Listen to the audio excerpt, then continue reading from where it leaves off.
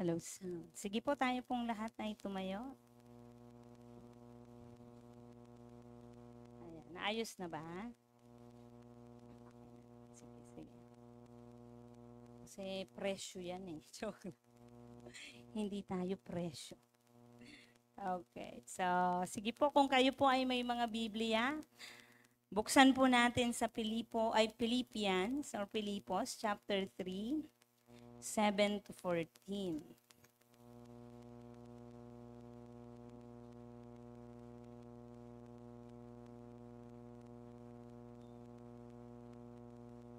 Philippians chapter 3, verses 7 to 14.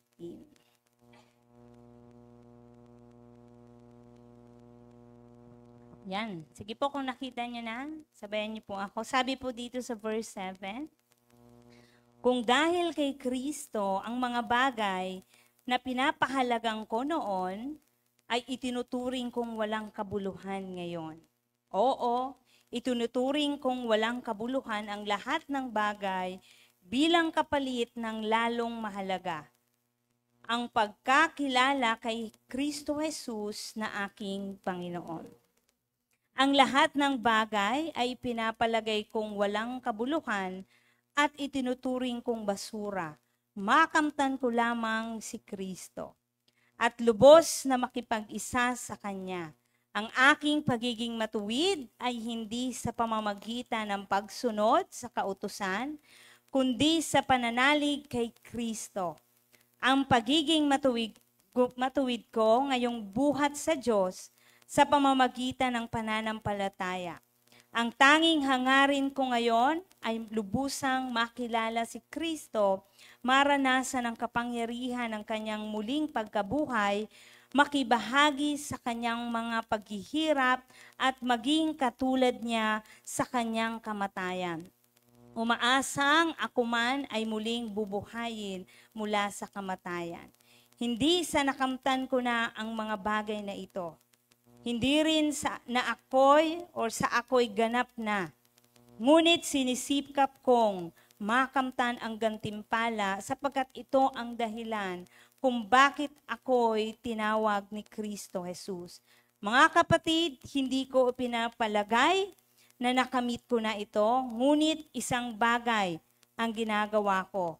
Habang nililimot ko ang nakaraan at sinisikap na marating ang layuning nais kong makamtan.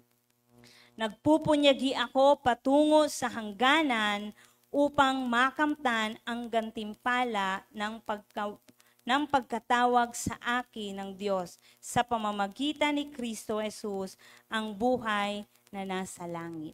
Tayo po ay manalangin.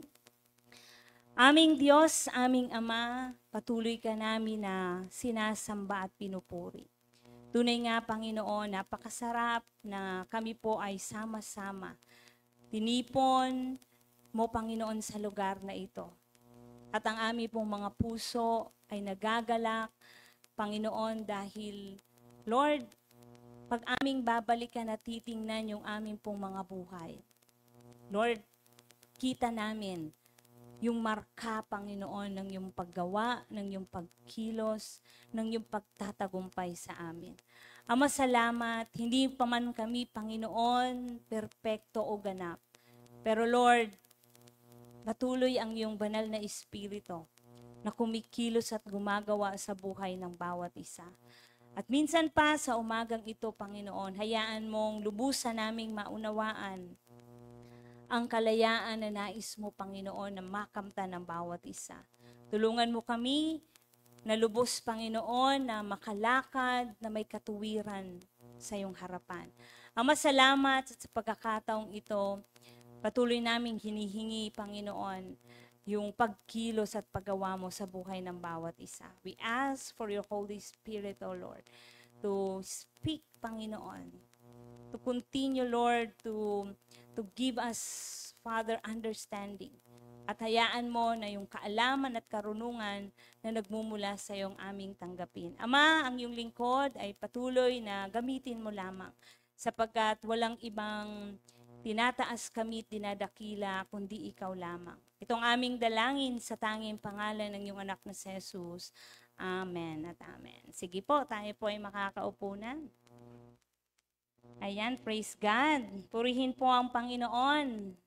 Napakaganda na naman ng araw. Amen.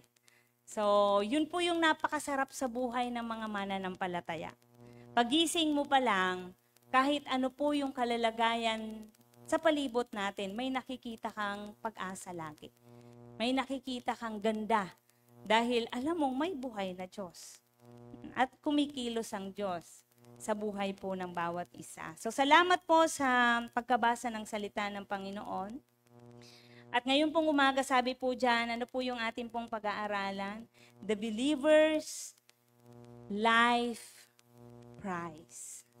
Diba? Ano ba talaga yung, kung kalalagayan ng buhay, ano ba talaga yung buhay na punong-puno ng gantimpala?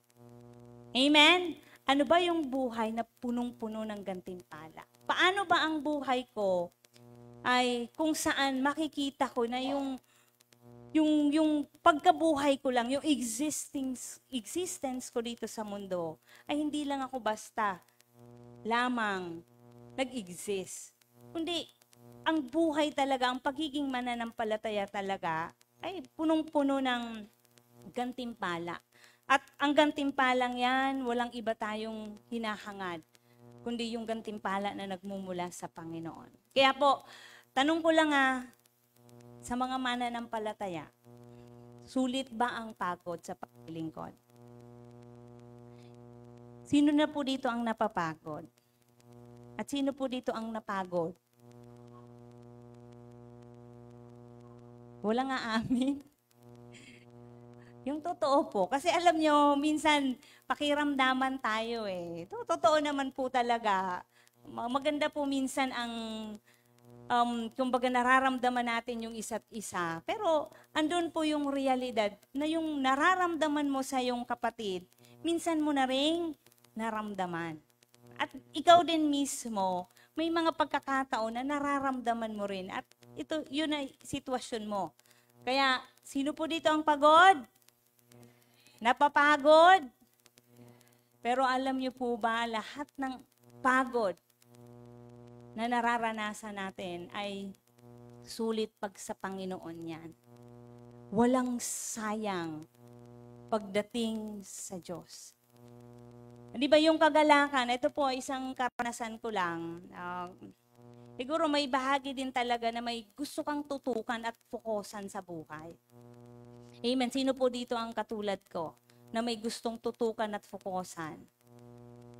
Yan, alam kong marami. Gusto natin yun. Ang problema lang talaga, hindi natin minsan magawa. Nang dahil sa maraming mga distraction. Okay. Kaya po, maganda pong pag-aaralan natin ngayon. We will learn from Paul kung paano si Pablo ay mayroong talagang focus. Kasi po, minsan everyday, alam ko po, lahat sa atin may mga tinatanaw pa eh. May mga gustong marating, may mga gustong tutukan. May mga desire sa puso natin na minsan talaga nangingibabaw na, ito yung dapat kong gawin. But then, there are some distraction na hindi po natin maiwasan. Katulad ko po, ang ganda-ganda nung araw ko kahapon. Di ba nakaset na ako ng gagawin, mga kakausapin. Tapos, i-chat-chat para sa mga announcement. Parang may isa pa ako hindi nakikitang may chinat ako na mag-a-announce. Tapos, yun. Tapos, sa gabi, ang ganda-ganda din ng mood ni JD. Ay, sabi ko, ang ganda nito. Matutulog to ng maaga. Makakapag-aral ako ng maaga. At feeling ko, ang ganda mag-aral. Ayun, di ba? Ang ganda. Expectation mo na yun. Pero yung expectation ko parang may mali. 'Di ba? Parang hindi na naman na-meet. Minsan ang ganda na set ka na. Kaya may times po talaga na naiintindihan po natin yung isa't isa, no. Minsan andun ka na, pero marami lang talagang nagde-distract sa'yo. Kaya hindi mo nagagawa yung gagawin mo. Amen? So, yung ba tayo po minsan po yan o araw-araw. Oras-oras. Kaya po ang ganda, yung naging flow po, yung in-expect kong ganito, yung naging flow po ganito, nakatulog siya ng 8. But masaya po ako kasi wow, makakapag-start na ako. Maya-maya gumising, naglaro, wala. Hanggang po natulog po siya 12:00. Sabi ko, ang saya naman talaga. Kaya, paano ka focus? Ang hirap, ano yun? Ano? Kumakambyo ka lagi. Hirap magtagalog kasi. Why is it? Kaya, kumakambyo ka lagi ng gagawin mo at tatapusin mo. Pero parang, ang hirap. Ang dami laging distraction. Pero again, magpapadala ba tayo doon sa mga distraction na yon? Diba? Ikaw ba ay papipigil doon sa mga distraction na yon? Kasi the fact na umupo na po ako, sabi ko this time, okay, may antok, may battle sa isip. Yung ano na to? Hello? Di ba bigla ako naging Chinese? Halika dito, Casey. Hello? Ay, mas maganda naman to, kapatid. Okay. Ayaw mo atang maayos ang boses ko. Gusto mo ata, chipmunks ako dito. Okay, so saan na po tayo? Tingnan nyo, ang ganda po ng gusto ko pong sabihin, pero na-distract ako. Diba? So ayan po, ang ganda. Minsan pag upo ko talaga, kagabi pag upo ko, isa lang ang sinabi ko at diniklara ko. Hindi ako papatalo. Kasi ang ginagawa natin, ang focus natin, malinaw. Amen. Pero may mga bagay lang talaga na pinipilit na parang nagdi-distract. Pero tandaan po natin, pansamantala lang. It's still our choice kung paano natin gagawin na matagumpay. Kasi kasama po natin ang Diyos. Amen. Kasama natin ang Panginoon. Kaya, base po sa mga napag-aralan, ito kung pakikiramdaman po natin itong week na ito, lalo na sa buhay ng iba po sa atin, ng mga kapatid. Alam niyo po, lahat naman tayo, we desire to be useful, we desire to talagang to move, magpagamit sa Panginoon. Ano pa? Lahat tayo nagdi-desire for that. Pero kapatid, paano ka nga ba talaga lumalaban doon sa desire mong yon? Doon sa pinapagalawan sa'yo ng Diyos. Kasi mayroon talagang distraction. So ano pong sabi dyan? Free from whose distraction. We have enemy. Mayroon po talagang kaaway na laging mayroong nilalagay na distraction po sa atin. Katulad po ni Pablo sa natin pong binasa. Bago pa man yung verse po natin o yung talata na pinag-aaralan po natin, there is a corruption. Sabi nga po, yung Philippian church is facing a deadly foes. Yung Philippian church ay nangangani. Bakit? Humaharap sila sa delikadong mga kaaway.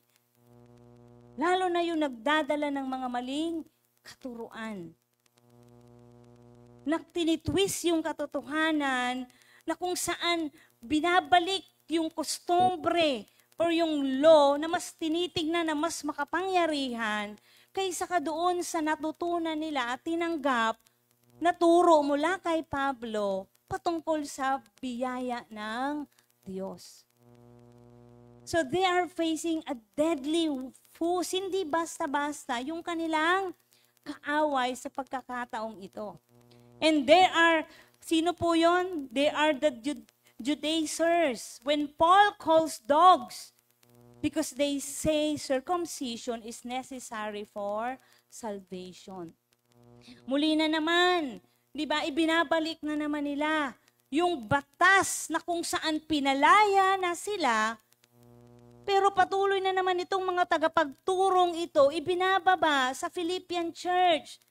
Di ba, nagkakaroon ng corruption sa kanila pong mga isip na kung saan yung circumcision, yung law, ay yun ang pinakadaan ng kaligtasan. Di ba? Andun na minsan yung paglaya, nakatanggap na tayo ng biyaya, pero maraming pagkakataon na minsan dinadala sa atin yung pagiging legalistic, yung pagiging, kumbaga, tumitingin tayo sa gawa Kaya po, patuloy tayo na hindi nakakawala sa pagkakasala. Diba? Yung kalayaan na ibinigay sa atin ng Panginoon. Kaya anong pong sabi dyan ni Pablo, tinatawag silang mga aso. Diba ni Paul? They are enemies of the cross. Bakit hindi nila binibigyan ng halaga, ng saysay, ng value yung ginawa ni Kristo? Proud and sensual. Diba andun yung pleasure sa mga materialist, sa mga material na bagay.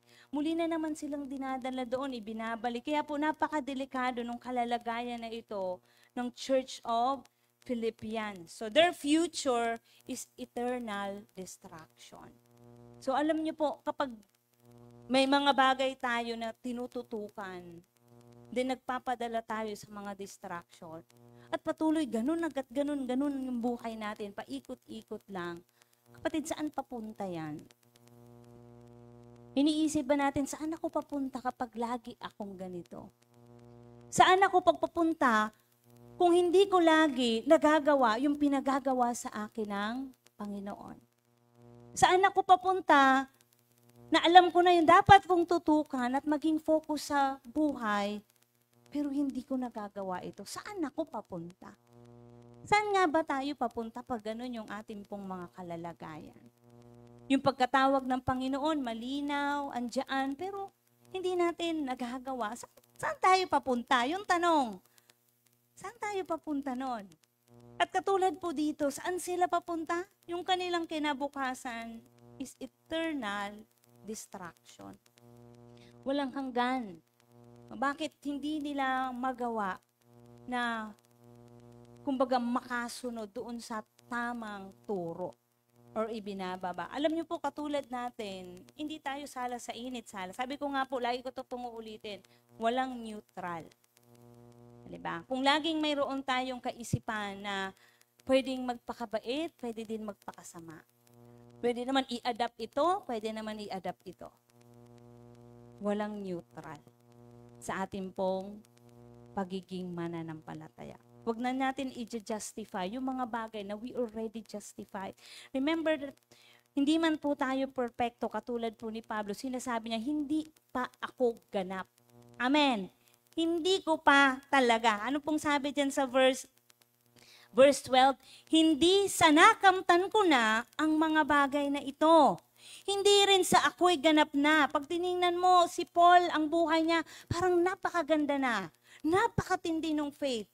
Napakatindi ng pagsunod sa Panginoon. Pero ano po yung sinasabi niya? Hindi sa nakamtan ko na ang mga bagay na ito. Hindi rin sa ako'y ganap na. Ngunit sinisikap kong makamtan ang gantimpala sapagkat ito ang dahilan kung bakit ako'y tinawag ni Kristo Jesus. There is a price. May gantimpala sa anumang bagay na ginagawa natin para sa Panginoon. Hindi pa siya ganap. Meaning to say, even Paul, marami pa rin siyang flosses, pagkakamali, pagkakasala. Dahil po lahat po tayo, saan tayo nagsimula? All of us started sa pagiging makasalanan. Wala naman siguro dito nagsimula na banal na, maayos na. All of us started. That's our starting point. Kapatid, lahat tayo ang starting point, pagiging makasalanan. Pero we are thankful to God for the journey of transformation. Amen. Kaya sabihin mo sa iyong sarili, may pagbabago sa akin. There is a journey of transformation at wala pa naman po tayo doon sa pagiging ganap o perpekto. Pag tayo po ay glorified na, kasi nasa justification, sanctification pa lang tayo. Wala pa tayo sa glorification. Na yun ang pupuntahan naman talaga ng bawat isa, yung perfection. But only Christ. Magaganap lang yon at magiging ganap lang yon, kapatid, kapag si Kristo ay buhay na buhay sa'yo. Si Kristo dapat ang buhay na buhay sa atin. Ano mang yung bagay na ginagawa natin, sabi nga, yung buhay natin, alam natin na sa Kanya. So we have to be free from the fools, di ba, sa mga distraction na ginagawa ng kaaway. So, Paul has given up two things to become child of God. Napakalinaw sa verses 4 to 5, bago po yung ating pinaka-text. Basahin ko lang po saglit ha. Sabi po ng 4 to 5, ang totoo, ako may sapat na dahilan upang panghawakan ang mga pisikal na bagay. Si Paul, pag tiningnan mo kung sino siya dati, may sapat siyang dahilan para panghawakan yung mga pisikal na bagay. Kung iniisip nino man na siya'y may katuwirang umasa sa ganitong mga bagay, lalo na ako, sabi ni Pablo. Ako'y tinuli sa 8 araw mula nang ako'y isilang. Ako'y isang tunay na Israelita, buhat sa angkan ni Benjamin, at totoong Hebreo. Kung pagsunod naman sa kautusan ang pag-uusapan, ako'y isang Pariseo. Tingnan niyo po ha. Kung sa pagiging masugid ko sa kautusan, hinusig ko ang mga iglesia. Kung sa pagiging matuwid naman, ayun sa kautusan, walang maisusumbat sa akin. Tingnan niyo po si Pablo. Ganon po siya dati. Pag tiningnan mo yung kanyang kalagayan, pwedeng wala na siyang hanapin pa. Kasi sa pagiging masunurin sa kautusan, nandoon. Kung sa pagiging masugid na tagasunod, nandoon. Yun nga lang, mayroong bagay siyang naunawaan sa kanyang buhay. So, 2 bagay yung sinuko niya to become a child of God. Ano po yung una? Yung prestige na mayroon siya. Yung respect and admiration na binibigay sa kanya ng marami. 'Di ba? Bilang isang sundalo, bilang kilala, at bilang tunay na Hudyo, among the Jews, ano po ang tinatanggap ni Paul? Respect and admiration. Yung prestige. Tinatanggap niya ni Pablo. Pero ano pong ginawa ni Paul? He gave up that prestige. Isinuko niya yon. Pangalawa na sinuko ni Paul to become a child of God, his persecution against the church. Isinuko niya yung pag-uusig niya sa mga iglesia. Diba? Tingnan niyo po yung binitawan ni Pablo para makamit niya yung malaking gantimpala sa kanyang buhay. Kaya po, alam niyo, habang naglilingkod po tayo sa Panginoon, yung mga realization lang, no? Kagabi nga, sabi ko, nakakapagod man ito, may mga ganito man na sitwasyon. Pero iba yung galak kapag alam mo na may gantimpala ka na nagmumula sa Diyos. Amen. Iba yung gantimpala sa lahat ng effort na ginagawa mo na alam mong ang Diyos ang magkakaloob sa'yo, hindi ang mundong ito. Minsan nandun tayo po sa struggle ng buhay eh. Kasi may mga nakikita tayong opportunity. May mga nakikita tayong pwedeng magkaroon tayo dito sa mundong ito. Pero may mga bagay na isusuko natin ang mga bagay na mula sa Diyos. Amen? Tinatanggap natin yung mga bagay na ito sa mundo, na isusuko natin yung mga bagay na mula sa Panginoon. Ngayon darating tayo sa point magi-struggle. Ano ba talaga ang mahalaga? Lord, yung joy nawawala. Parang yung inaasahan mo, yung unang ipinakita sa'yo ng mundong ito, nung mga niyakap po natin, ang gaganda. Pero unti-unti nang nasisira. Magtatanong tayo, bakit? Saan nagsimula? Paano ako ngayon magsisimula? Pero kung nagtatanong po tayo ng ganun, maganda po yun. Ibig sabihin, mayroong kurot, mayroong desire sa puso natin na sa pagkakataong na ito, hayaan ang kagustuhan at kalooban ng Diyos ang mangyari sa buhay natin. Amen? Amen? So, this is Paul. Pag tiningnan po natin, pag sinusog nating maigi yung kung sino si Pablo, yung heritage niya as a Hebrew of the Hebrews, yung lineage niya from the tribe of Benjamin, hindi mo talaga siya pwedeng ma-question kung sino siya. Ano pa? His former legalism, yung pagiging strict Pariseo, yung kanyang self-righteousness as a blameless life, maituturing na yung kanyang sarili na matuwid, masunurin, walang maipipintas sa kanya. Pero lahat ng yon ay nakita niyang mali or hindi ayon sa kalooban ng Panginoon. Kaya kailangan niya yon isuko sa Diyos. He gave up what he thought was important and gained the priceless knowledge of Christ. Isinuko niya yung bagay na alam niya, sa tingin niya, ay napakahalaga. Para magkaroon siya nung isang bagay na alam niyang hindi na kailanman mawawala. Priceless. Walang halaga, walang katumbas na kaalaman, na karunungan patungkol kay Kristo. Ganito lang to mga kapatid. Alam natin ang buhay natin ay maikli lamang. At marami pa tayong hindi nagagawa para sa Panginoon. Tama po ba?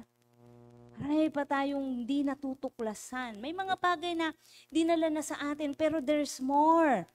Marami pang gustong punuan ng Diyos sa buhay ng bawat isa. Nang sa ganun, mawala man tayo dito, masasabi natin, puno tayo. Natanggap natin at tinanggap natin yung mga bagay na mula sa Panginoon. Pero paano yung gagawin ng Diyos kung may mga bagay o may mga hadlang, may mga distraction na hindi natin nagagawang isang tabi? Alam niyo po, ang pangungusap ng Diyos ay very personal. Kahit po kayo dumalik sa amin at magtanong sa lahat ng elders kung anong gagawin, eto po ba? Eto po ba? Eto po yan. Nasa iyo ang huling desisyon. Ang tanging ginagawa lang po ng mga leaders ng church, elders, pastors, is mabigyan tayo ng karunungan sa lahat ng ating pong mga desisyon sa buhay. Pero higit sa lahat, ang mas bigyan natin ng pansin yung mga bagay, lalo na sa Panginoon. Dahil hindi po yan matatawaran. Hindi po yan mabibigyan ng presyo, hindi yan mananakaw, hindi yan sa atin mawawala, magpakailan pa man. Pero kung may mga bagay tayong pinaglalaban na sa tingin nyo ay mahalaga, pero alam mo sa iyong sarili, kahit anong gawin mong hirap, kumbaga lahat ng bagay na yan ay temporal lang. Kapatid, kailangan natin pag-isipang mabuti yung ating pong mga hakbang. Amen? May isang verse na nakakatuwa. Siyempre, masaya kasi mayroon tong verse na joy. Ayan, nakakatuwa po siya. Sabi ng John 15:11, I have told you this so that my joy may be in you. And that joy, and that your joy may be completed. Di ba, tingnan nyo po gusto naman talaga ng Panginoon na tayo ay magkaroon ng kumpletong kagalakan sa buhay. Sabi nga, there is a complete joy that is from Jesus Christ. And all of us desire for a joy. Alam nyo po, wala naman nagplano sa atin para tayo maging malungkot at maging miserable sa buhay. Sino po dito effort mag-aral? Effort na effort magtrabaho. Tapos, ang pinaplano mo, magtatrabaho ako para maging miserable ang buhay ko. Ganda nun. Itong ginagawa ko to, itong mga effort pag ninegosyo, maganda to para maging malungkot ako, maging mahirap ang aking kalagayan. Wala. Nag-aaral akong mabuti nang sa ganon, maging mahirap ako pagdating ng araw, malugmot ako sa mundong ito. Wala. Alam niyo kung mayroon magdi-declare ng ganon, talagang titingnan kong maigi, normal ba to? Yung ginagawa niya. Pero pag tiningnan mo po, Hindi man natin pinaplano, hindi natin dinidesire, pero minsan, yun ang ating pinatutunguhan. Amen? Bakit kaya? The joy that will be complete is the joy or yung bagay na ang Diyos ang magbibigay po sa atin. Paano nga ba maging masayang Kristiyano? Paano talaga maging masayang tagasunod ni Kristo? Kasi po, normal na minsan nawawala na yung joy of our salvation. Nawawala na yung joy pagdating sa pagiging Kristiyano. Nawawala na yung joy pagdating sa pagiging tagasunod ni Kristo. Diba? Ang hirap naman. Sunod ng sunod. Diba? Tapos hindi naman ang binibigay ng Panginoon yung mga bagay na hinihingi ko o inaasahan ko. Ay wala talaga. Wala talagang joy doon. Ang tendency talaga nun, malulungkot tayo. Kasi pakiramdam natin, effort tayo ng effort para sa Lord, pero ang Lord naman, hindi naman binibigay niya yung mga bagay na magpapasaya sa atin. Pero sinasabi ko sa iyo, kapatid, at maging sa atin, sa lahat ng mga nakaranas, the true joy is really comes from God. True joy is really comes from Jesus Christ. Kung pansamantala, may mga bagay na nagpapasaya sa atin, pero may mga bagay na ninineglect tayo na dapat para sa Panginoon at ginagalawan natin, kapatid, it won't last. Lagi ko pong tinatandaan maging sa aking sarili, kahit ang asawa mo, siya na yung pinaka-joy ng buhay mo. Pero kapag siya na yung pangunahin sa'yo at hindi na ang Panginoon, isang araw makikita mo, hindi na rin siya or hindi ka na rin masaya sa Kanya. Amen? Dahil hindi yung mga bagay na yan ang pangunahin, kundi ang Diyos dapat sa ating pong mga buhay. Para yung lahat ng bagay sa baba ay patuloy ng Diyos na pagpapalain.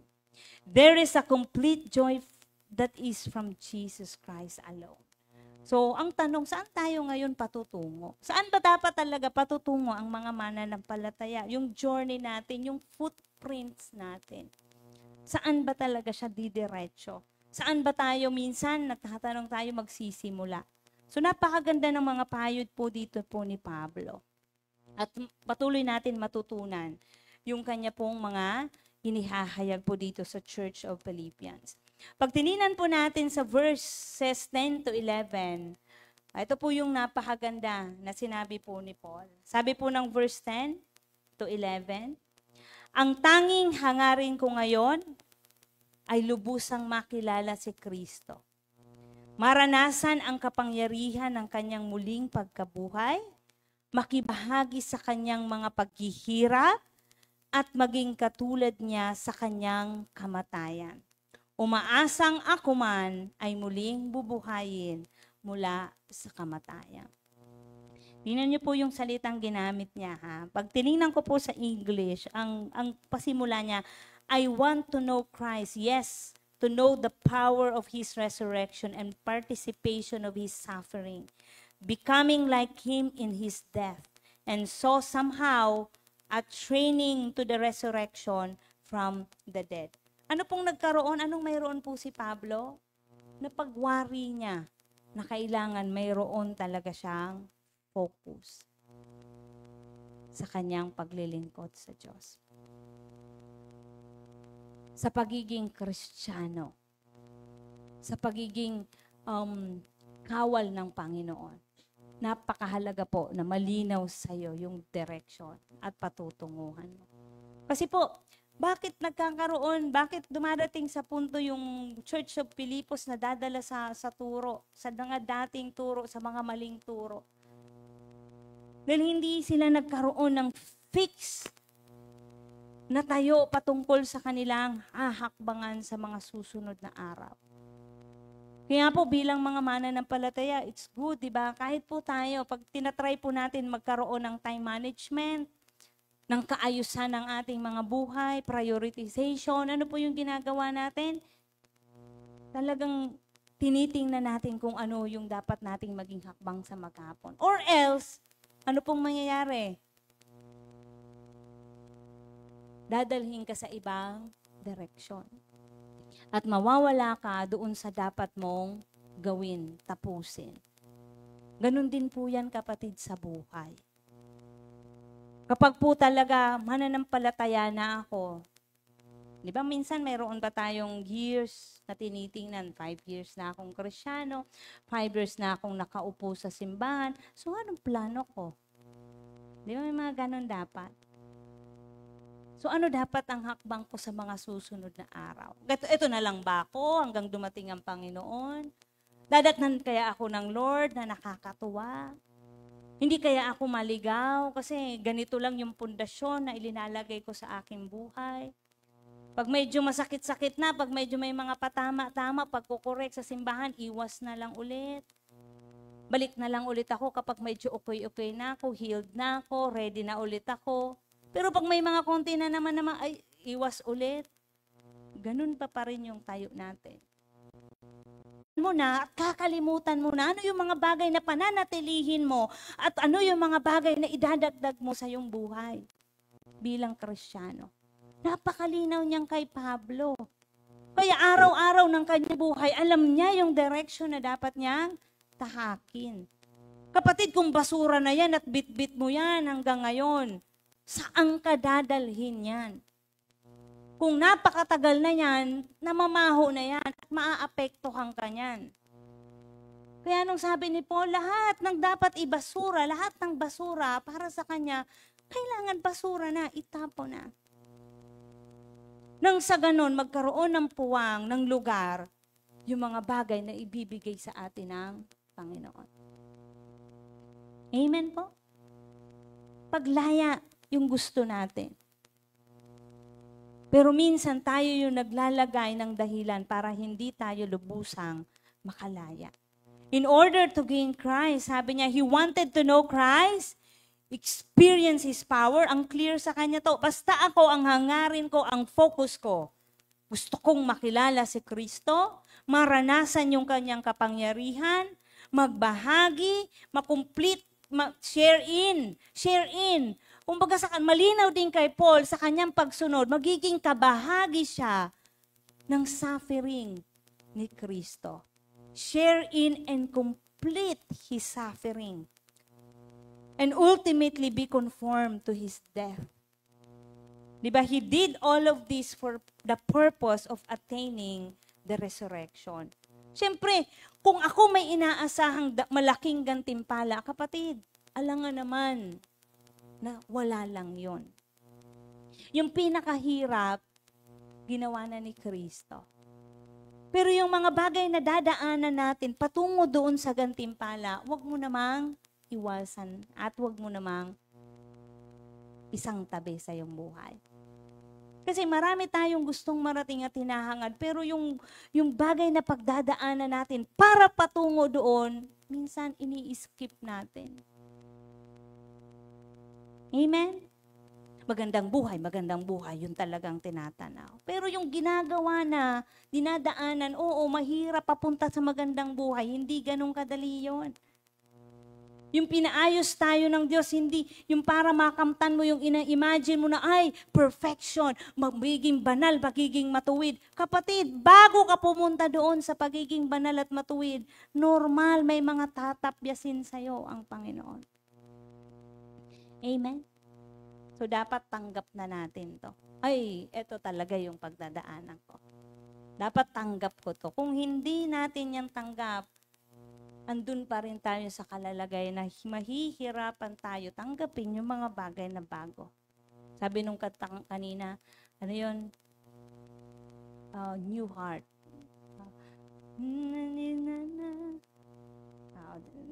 Kanta na lang po tayo.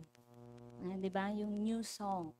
Ang dami kasing bagong gustong ilagay ng Diyos, pero ang dami ring luma na hindi natin maitapon.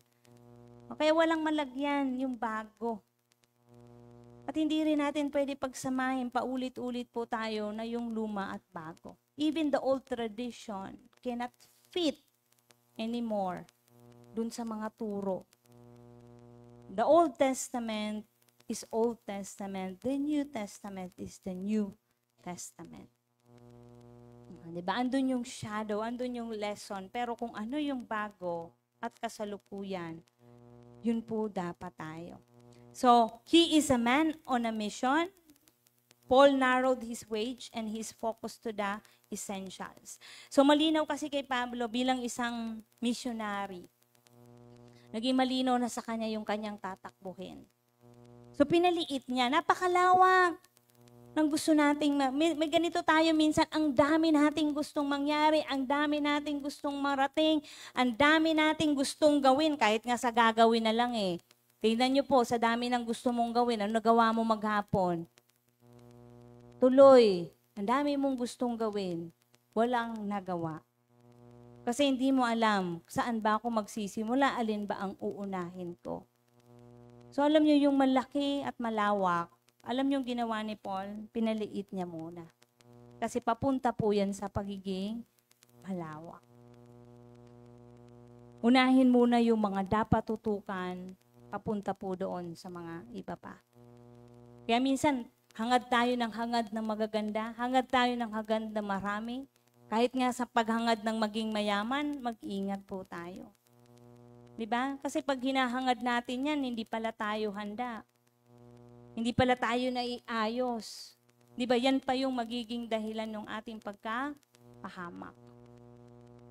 Kaya anong ginawa ni Paul? He is a man on a mission. He narrowed his wage and his focus to the essential. Ang tututukan niya muna yung pinakamahalaga. Kaya po napakabuti ng Diyos sa ginagawa ngayon sa, I believe yung elders kagabi is may natapos. May natapos po kayo.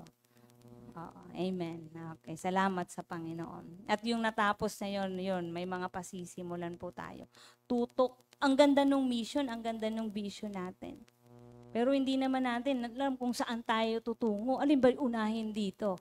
Focus tayo muna sa dapat nating lakaran.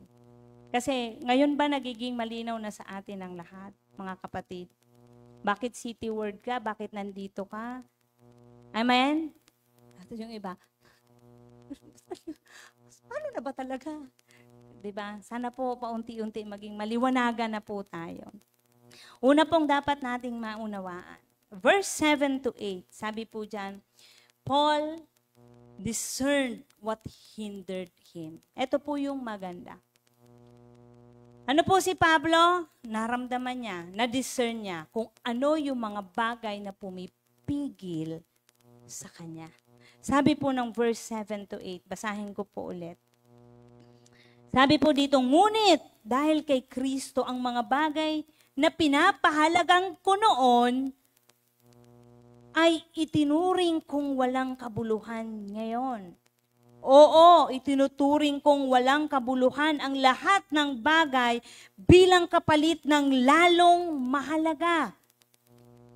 Ang pagkakilala kay Kristo Jesus na aking Panginoon. Ang lahat ng bagay ay pinapalagay kong walang kabuluhan at itinuturing kong basura. Makamtan ko lamang si Kristo. Naramdaman niya, na-discern niya kung ano yung tama at mali. Ano yung mga bagay na binibigyan ko ng sobrang oras at ito yung mga bagay na napapabayaan ko. Nagkaroon siya ng discernment to know kung ano yung mga humahadlang. Minsan alam ko, bagot na tayo sa buhay, pagod na tayo, may mga paulit-ulit. Tapos, hindi ba natin nadi-discern what's wrong? Kapatid, ano ba yung mali? Kasi may mali. Amen.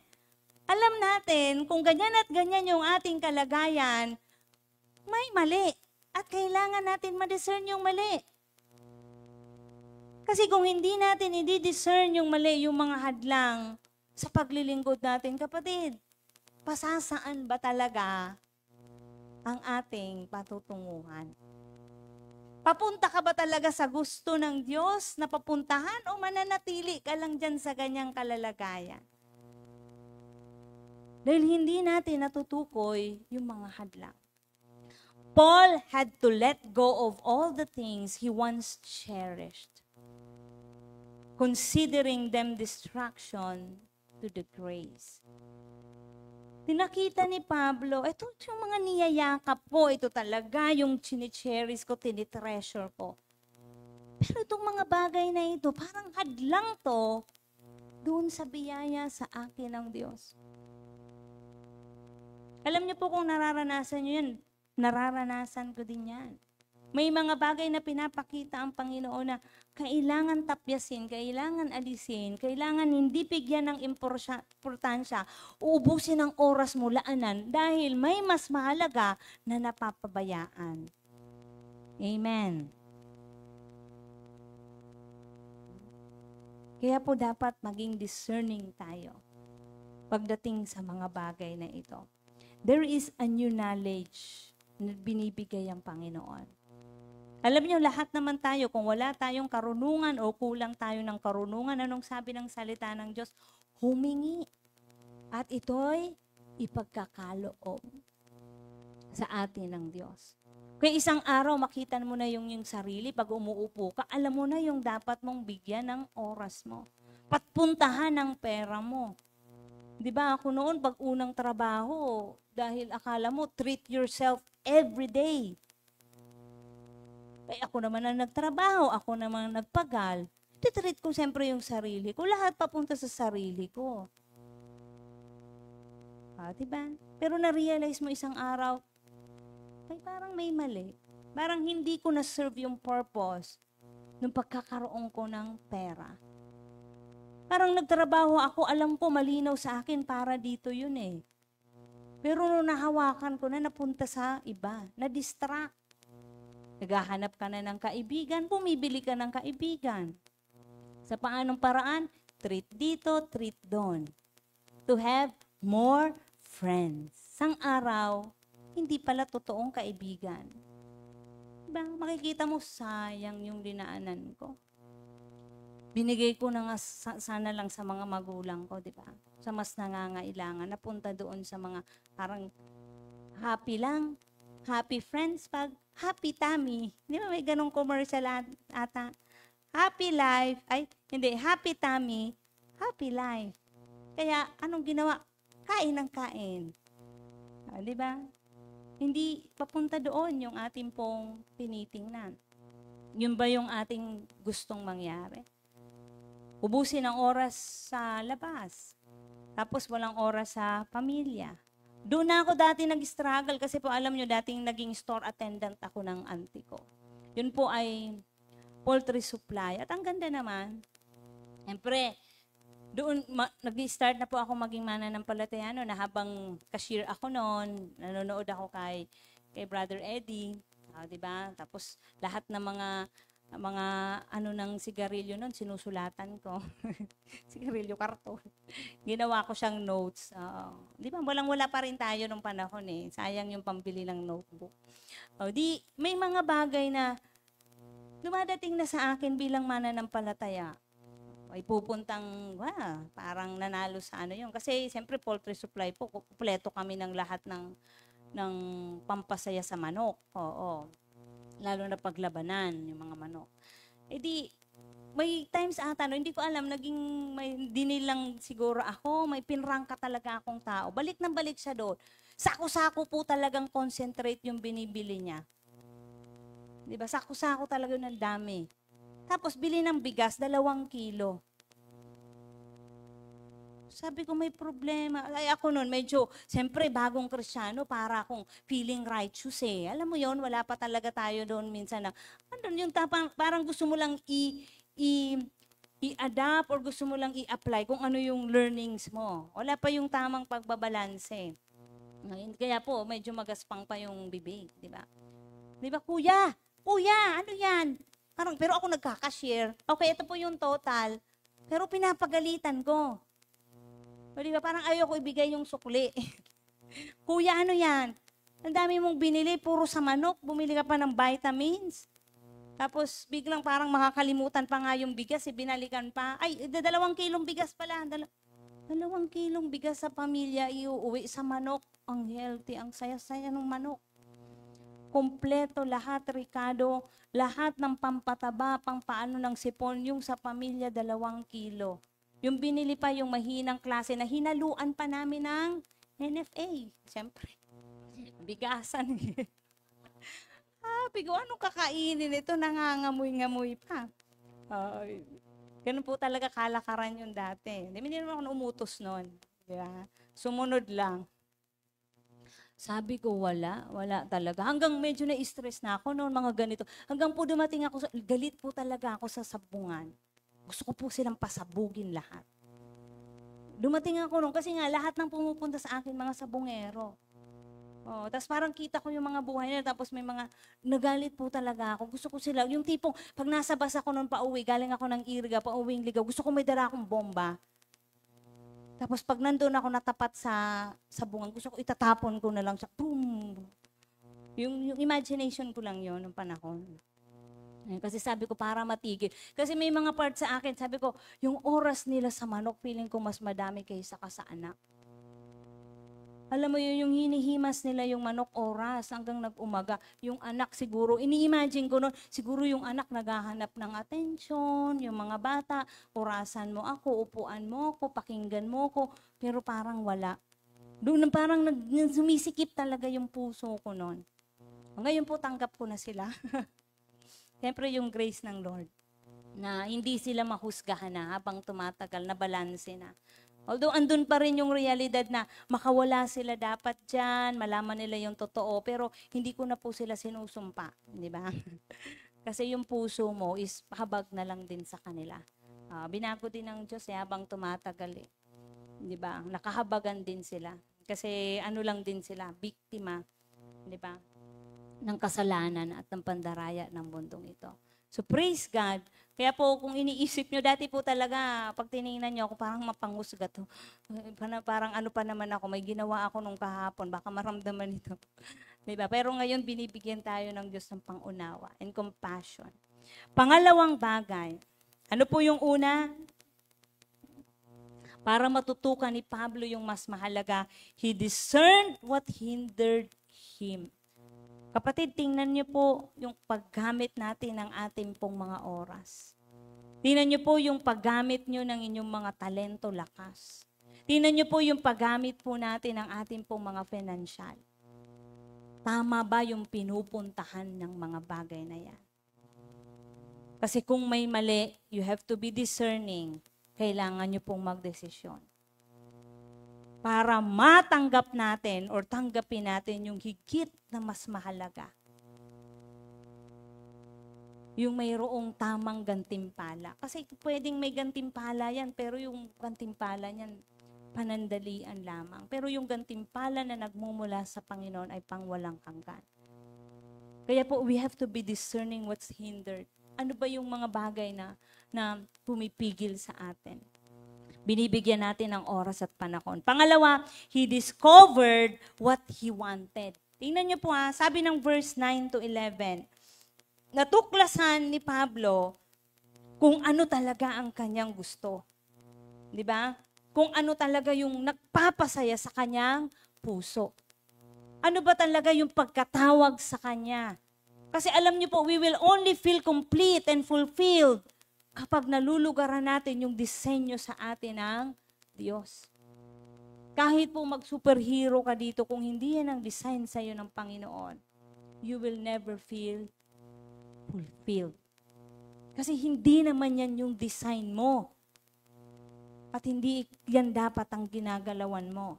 So he discovered what he wanted. Ano pong sabi ng verse 9? Sabi po dyan, at lubos na makipag-isa sa Kanya.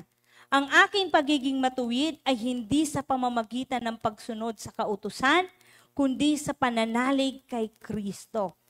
Di ba nawala na, malinaw sa Kanya na yung law, yung pagsunod sa law ay wala na. Ang pinakamas mahalaga na ay yung pananalig kay Kristo, yung pagsunod sa Kanya. Ang pagiging matuwid ko ngayon, buhat sa Diyos, sa pamamagitan ng pananampalataya. Ang tanging hangarin ko ngayon ay lubusang makilala. Napakalinaw na kay Pablo kung ano yung dapat niyang gawin. Ito pala talaga yung gusto ko. Ito pala talaga yung dapat kong ginagalawan. Diba? He discovered what he wanted. Paul wanted God's righteousness and not his own. Pag tiningnan mo kasi si Pablo, Pariseo eh. Andun sa kanya, yung self-righteousness. Diba? Kahit po yung pag-usig niya sa iglesia, ano yun? Pagsunod lang din niya yun. Kumbaga para sa kanya, wala siyang ginagawang mali. Wala siyang nalalabag. Wala siyang nagagawang mali. That is self-righteousness. Pero nung kalaunan, naintindihan ni Pablo, na-discover niya kung ano talaga yung gusto niya, hindi yung pansarili niya or kagustuhan na katuwiran, kundi mangyari malubos ang katuwiran ng Diyos. Alam niyo, kahit tayo, minsan bakit tayo nahihirapan, pinipilit natin maging tama sa harap ng marami.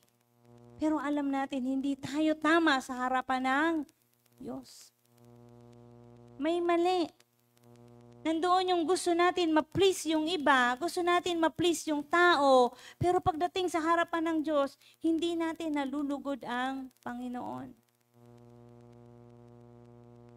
Mayroon talagang nakikita ang Diyos at gusto ng Diyos na ating pong mga galawan at gawin.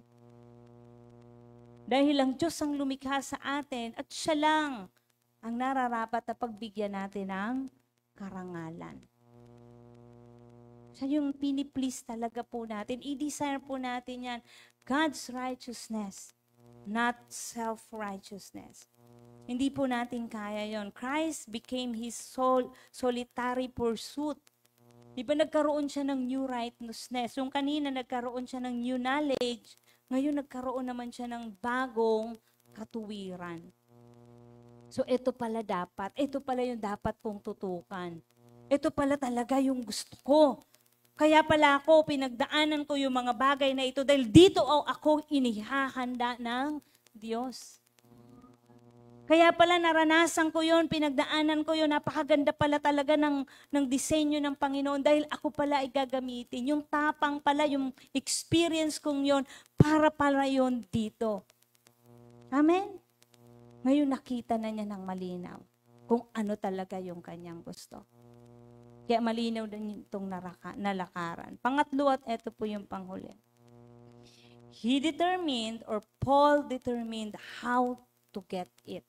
Minsan nandito tayo sa una, dinisire, ang dami pong ganun eh. Alam po naman ng mali, kaya minsan po ang hirap din sa amin makipag-usap. Di ba minsan sa may mga pinagdadaanan ng mga kapatid. Kasi discern mo din, alam naman niya eh. Tapos minsan pakiramdam niya, pag dinagdagan mo pa, pinagsabihan mo pa, parang masyado na nitong. Pero alam niyo po, kung minsan timing din, inihingi namin sa Lord. Lord, tamang pagkakataon, nabukas ang puso, handang tumanggap, handang makinig. Diba? Minsan, lahat naman po tayo nadidiscern natin minsan ang tama at mali. Lalo na yung mga matagal ng mga mananampalataya. We know it. Kahit hindi po yan sabihin sa atin, alam na natin. Pero salamat dahil may mga puso po na natutuwa at kinagagalak nila na napagsasabihan pa rin. Kita mo, minsan pag nag-usap-usap tayo, parang ganito lang, kamustahan. Pero alam ko naman talaga yon. Napansin ko sa'yo, medyo ganito ka. Alam naman niya. Diba? May ganun po tayo. Minsan nandito tayo, yung discern, yung mga hindrances, alam na natin yun, yung tama at mali. Kaso lang, pangalawa, minsan na-discover na natin, ito talaga, alam ko, ito yung dapat kong gawin, ito yung gusto ko, ito yung pinagagawa sa akin ng Panginoon. Kaso lang, nalalaglag pa rin. Dahil, sabi nga po ng pangatlo, determination. Determined how to get it. Alam mo na, malinaw na sa'yo, binigyan ka na ng bagong kaalaman, bagong katuwiran, pero yung determinasyon, yung goal talaga minsan, doon tayo bumabagsak. Amen? Parang sa pag-aasawa lang yan, nakakatawa po yung mga pag kinikilig-kilig, no? Ang daming pangarap. Oo, tapos magkakabahay tayo, tapos ganito, tapos ganyan, tapos marami tayong anak, mga 5, mga 7. Ang ganda ng mga pangarap, palitan. Ikaw talaga. Di ba? Pagdating ng oras, ando na yung nasa kalagitnaan na, papunta na doon, wala nang, parehas na po tamlay. Parehas na ayaw nang gumalaw, parehas na nawawala na ng pag-asa. Ikaw na lang, bahala ka sa buhay mo, gawin mo yan. Nasaan po yung determinasyon? Hanggang dulo. Parang sa Panginoon, Lord, hanggang dulo na to, hanggang wakas, hanggang sa dulo ako'y maglilingkod. Andun yung desire, andun yung righteousness, ang problema lang talaga, di determinado eh. Nawawala yung determinasyon. Paano makarating doon? Sabi po ng verse 12 to 14, uulitin ko kahit po nabasa na natin. Ito po ay magpatuloy tungo sa hangganan. Sabi ni Paul, magpatuloy tungo sa hangganan. Huwag daw titigil. Minsan consistency ang problema po natin. Amen? Parang sa pagdating mo na... Hello? Sino po yan? Minsan ang ganda-ganda nung desire mo pag lalo na pumapasok yung Lunes, pumapasok yung bagong taon, ang ganda. Ang ganda ng mga desire natin ay bukas. Bukas po Lunes mag-uniform kami. Ang gaganda ng desire namin sa opisina kasi may bago kaming uniform. 'Di ba? So naghahanda po talaga kami, nagplansya, bumili ng mga gamit. Ewan ko lang kung pagdating ng mga kalaunan, kung ano na naman ang mga itsura niya. Pero minsan may maganda tayong pinasisimulan. Kaso lang ang tanong, hanggang kailan? Yung consistency po natin. Minsan ang init natin sa Panginoon, kaya minsan nami-measure tayo ng iba. Hanggang kailan kaya yan? Wag naman natin minsan sukatin. Pagpasalamat natin na nakakabalik yung apoy at init para po magtuloy-tuloy. Huwag tayong maging enemy. Tayo pala yung hadlang. Amen? So, hindi tayo hadlang. Tayo po yung nananalangin po para doon. So, yun po yung determined. How to get it. Yun po yung problema. Kasi po yung harang, totoo po talaga. Lahat tayo, mayroon talagang haharang dyan sa'yo.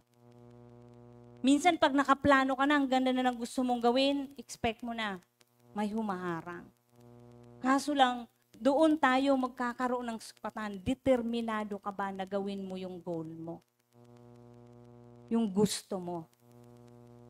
Diba? Sabi po dito, si Paul? With single-minded passion. Single-minded passion. Pwede naman si Pablo sumuko, diba? Sa dami ng pinagdaanan niya, kulong dito, kulong dyan, pwede naman siya dumating sa point, ay, hindi na.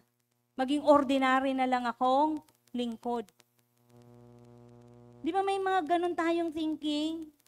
Ang dami po niyan. Pag tayo po ay nandoon na, paano tayo ipopromote ng Panginoon kung ganun yung ating pong kaisipan? Ano pong sabi diyan? With single-minded passion, Paul forgot the past and pursued the prize of his call. Ulitin ko po Minsan talaga, may kinalaman ang nakaraan. Para yung new goal ay hindi natin talagang mapuntahan. Minsan kahit tayo, yung sugat na pinagaling na kapag may nangyayari, nagiging fresh ulit. Yung judgment natin sa tao, pinatawad mo na yan, okay na ka mo, pero may part minsan, bumabalik. Gano'n naman talaga yan. Yan talaga yan. Una nga, kaya minsan, iniingatan na rin natin yung ating pong mga bibig. Amen? Yung ating pananalita. Kasi gano'n tayo minsan nalalagayan. Nagiging gano'n yung ating kalagayan. Minsan may gano'n talaga din kasing ipinapasok ang kaaway sa ating mga isipan. Kaya po, ikaw kapatid, gaano ka determinado ngayon? Gaano gusto mong i-pursue yung bagay na alam mong dapat mong gawin? Gaano ka kadesidido? dun sa pagbabago, sa ginagawa ng Diyos, sa ministering pinapasimulan mo, sa pinagkatiwala sa iyo ng Panginoon, kaano ka kadeterminado? Are you willing to forget the past and i-pursue mo yung price of your call? Katulad ni Paul, handa siya na iwan ang lahat, yung nakaraan, ang pinakamahalaga sa kanya, magpatuloy siya hanggang sa hangganan. Nakamit ba yun ni Pablo? Nakamit yun ni Paul. Dahil sa kanyang determinasyon. May bagong goal na linalagay ang Lord. Pag nagkakamali po tayo, ang Diyos po napakabuti. His mercy is napakahaba nung kanyang pasensya sa atin. Para bigyan tayo ng pagkakataon na muling tumayo, na mayroong pag-asa, na mayroong bagong gagalawan. Binibigyan tayo lagi yan ng Panginoon. New goal. Para maging masaya tayo sa buhay natin, sa paglilingkod natin sa Panginoon. Kailangan lang minsan kalimutan ang nakaraan. Kasi humahad lang po talaga siya sa ating patutunguhan. So, kamusta po tayo, kapatid? How about you? Ikaw, paano mo ngayon narrow down yung iyong focus? Huwag tayong overwhelmed na parang minsan kapag may dumarating, ganito na, ganito na. Parang akala mo, dali-dali. Parang yung church po natin, magkakaroon tayo ng church sa Pili, sa Pinit, sa Pistola, tapos ipapanganap pa yung isang P para 4-piece na. Di ba? Pero paano tayo? Di ba? Masyado na tayong overwhelmed. Ganito lang yan, dali-dali. Pag nandoon na pinagdadaanan na, kamusta? Di ba? Determinado ka pa rin ba? Natuloy ba yung Pili? Dahil sa ulan. Ulan talaga, hadlang talaga yan eh. Sabi ko na nga ba. Di ba? So, kapatid, yung new goal. Kailangan yung focus natin. Kung masyado ka nang na-overwhelm ng mga bagay, sabi mo overload ka na, narrow. Tumuto ka lang muna. Bitawan yung iba. Kasi hindi po talaga tayo uusan. Pag ang dami-dami nating bagahe. Pag ang dami-dami nating load. So, malinaw kay Paul kung ano yung one thing niya. Ano yung one thing niya? Ano yung one thing ni Paul? Is to be with you, Jesus. Malinaw kay Paul yun, yung one thing niya. Isa lang, sapat na. Huwag sinabihan kayo mga babae, ikaw lang sapat na, huwag kang maniniwala. Hindi yan totoo. Diba? Ito yung one thing ni Paul. Malinaw kay Paul yung one thing niya. Kaya nga po matuto tayo bilang mananampalataya. May learning every day eh. So list down. Kailangan natin matuto kung papaano ang buhay ay magiging maayos. Diba? Kung ano yung dapat ipursu at yung dapat na iwan. Mayroon pong ganon. Hindi po yan pwedeng sabay na gagalawan mo. Hindi ka po uusad. Mai-stuck ka po talaga. So, this is the believer's life prize. May gantimpala ang buhay ng mananampalataya. Huwag po tayong mag-alala. Kahit anong hirap, pinagdadaanan po natin, kahit po ma-reject na tayo, kahit ano pa, yung pagdaanan natin sa paglilingkod, kapatid, may gantimpala ang Diyos sa buhay ng mga mananampalataya. Malinaw sa atin lang kung ano yung ating dapat tahakin at mas pursigihan bilang mga lingkod ng Panginoon. Ang lahat ng magulang, mayroon po tayong ministry. Yung loob ng ating pamilya. Kaya wag po tayong mag-isip na wala tayong ministry. Mayroon tayong ministry.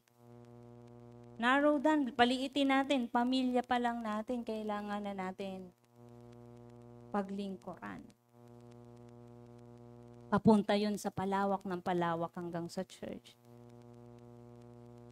So, hingiin natin lagi sa Panginoon yung karunungan na nagmumula sa Kanya. Amen? Hindi naman natin ito kaya kung wala ang tulong ng banal na Espiritu sa atin. Tayo pong lahat ay tumayo. Pwede ba nating awitin yung One Desire? And habang inaawit natin ito mga kapatid, It's between you and the Lord. Huwag po tayong mapagod sa ating mga pinapasimulan, mga paghahakbang. Mamaya po may announcement po ako para sa evangelism ng Tuburan.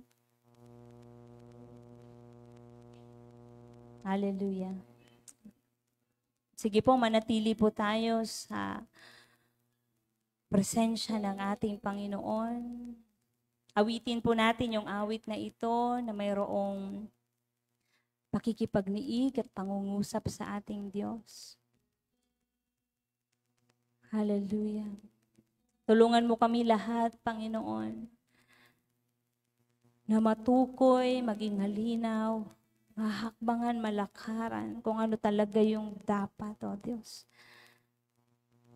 Mayroong kang pagkatawag sa bawat isa. And this life is yours, O God. We want to please you. We want to glorify you with all that we have. Hallelujah. Yes, O Lord. May everything and all I am is devoted to you. Siya nga, Panginoon. Hallelujah. How could I fail to see that you are the love that rescued me, and all I am is devoted to you. And oh, how could I not be moved, Lord, here with you?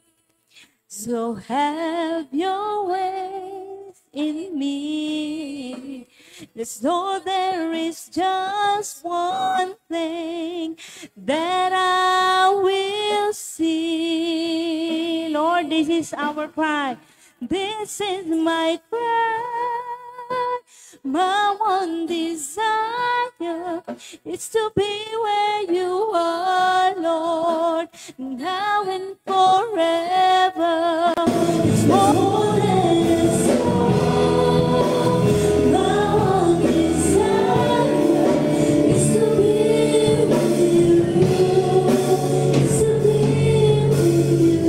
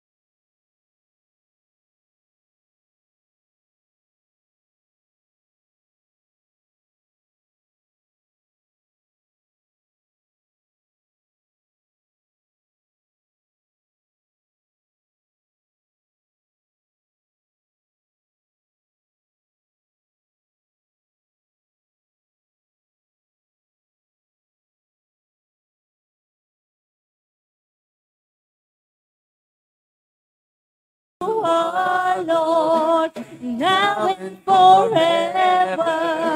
It's more than a song. My one desire is to be with you, is to be with you, Jesus.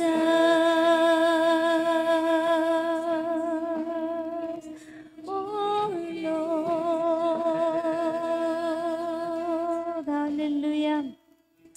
Panginoon, ngayon pa nga lang that you let us taste and see your goodness. Panginoon, ang puso namin ay nasasabik at tunay na nagdi-desire to be with you always, oh God. Kung papaano, Panginoon, dinisire namin na makasama ang aming pong mga minamahal. Lord, dahil sa aming mga puso, napakasarap sa pakiramdam na yung mga mahal mo ay kasama mo, yung gusto mo, yung desire mo. Pero Lord, higit sa lahat is to be with you. Kaya Panginoon, tulungan mo kaming ipaglaban yan araw-araw sa aming pong mga buhay. Tulungan mo kami maging determinado, Panginoon, sa relasyon namin sa iyo, sa pagsunod sa iyo, sa pagkilala sa iyo. Yung maranasan ka, Panginoon, na Lord, kaya naming bitawan yung mga bagay, Panginoon, na pumipigil. Kaya naming bitawan yung mga bagay na kumahad lang. Para lang sa desire na yan, Panginoon. Sa iyo, Panginoon. You're giving your life to us. Para makabalik, mag-restore yung relationship. Magkaroon kami ng pag-asa na nagalitas. Ng buhay na walang hanggan, you have given up your life. And Father, you have given up your only begotten Son para sa amin na mga makasalanan. Panginoon, ngayon may mga bagay kang hinihingi, may mga bagay ka, Panginoon, na pinapalugaran.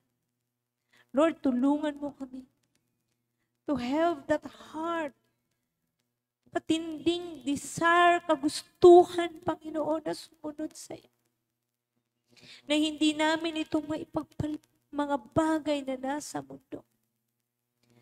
Tulungan mo kami every day.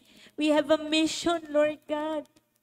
May mga tao kami na nakakausap, nakikilala. Tulungan mo kaming hindi maging makasarili. But then, Lord, help us to hear your voice. To know, Panginoon, kung ano yung dapat naming gawin. To submit to your will, to surrender every day doon sa kalooban mo. Tulungan mo kami not to be selfish, oh God. Not to be self-centered, Panginoon. Kundi ituring namin ang lahat ng ito, Panginoon, ay may gantimpala na nagmumula sa iyo. That we are willing, Panginoon, to give up. We are willing to sacrifice. We are willing to face yung hardship. We are willing to face yung bigat, Panginoon. Lord, salamat. I know that in this journey na mayroon kami, you will never leave us nor forsake us. And we thank you, Lord, dahil, Panginoon, yung pinaglalaban namin ito ay hindi mapupunta sa wala. Marami man kaming pinaglaban sa buhay, pero nakita namin yung resulta noon, Panginoon. Pero Lord, yung paglaban namin sa amin pong pagkatawag sa iyo, yung pagsunod sa iyo, Panginoon, alam ko lahat ng ito, Lord, ay magandang patutunguhan. And it will not be in vain, O God. Because you are the sovereign God, the sovereign Lord, the author, the creator. Hallelujah. Lord, our life is to you, our family is to you. And patuloy na tulungan mo kami na malugaran araw-araw yung mga dapat namin gawin. Ama, salamat. Help your people to have focus, Panginoon, doon sa bagay na nais mo lang na palugaran. Salamat sa iyo. Ang lahat ng papurit, pagsambat, lumalhati ay sa iyo lamang, aming Ama, aming Diyos. Sa pangalan ng aming Panginoong Yesus. Amen.